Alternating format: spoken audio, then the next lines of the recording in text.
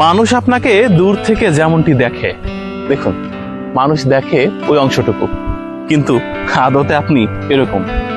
মানুষ কখনো ভেতরের অবস্থা দেখতে চায় না, বুঝতে চায় না। আপনি ভেতরে ভেতরে কবে কবে শেষ হয়ে গেছেন, শুধুমাত্র মানুষ ওই অংশটুকু দেখে। ওইটুকু দেখেই মানুষ আপনাকে বিচার করে এবং হিংসা করে। কেউ কেউ ঈর্ষাবোধ করে, বলে আপনি খুব ভালো আছেন, আপনি তো বেশ সুখে আছেন, কিন্তু আদতে আপনি এরকম আছেন। একটি গাছ দেখেন, উপরের অবস্থা দেখে নিচের অবস্থা কল্পনাও করা যায় না। কি অবস্থা, কিচ্ছু নেই। একটু জোরে বাতাস হলে ভেঙে পড়বে। দূর থেকে গাছটি দেখে মনে হচ্ছে কি দারুণ, তরতাজা, সতেজ।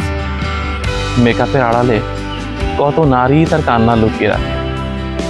বুকের ভেতরের ক্ষতটা কেউ কখনোই দেখতে চায় না।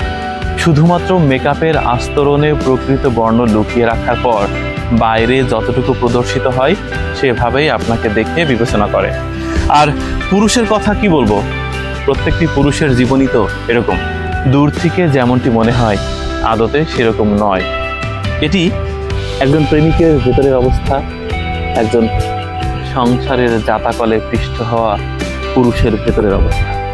তাই ভেতরের অবস্থা কখনো কেউ দেখতে পারে না।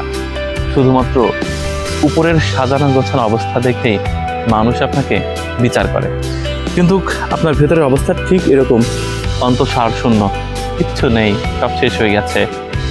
একটু আঘাত, যে আঘাত পেয়েছেন তার চেয়ে একটু বেশি পেলেই আপনি ভেঙে যাবেন। টিকে আছেন শুধুমাত্র মানুষকে দেখানোর জন্য, যেন কেউ খারাপ না বলে। আফটার অল সমাজে বাস করি তো, খারাপ দেখাই, তাই হয়তোবা নিজেকে এরকম সুসজ্জিত রাখা হয়।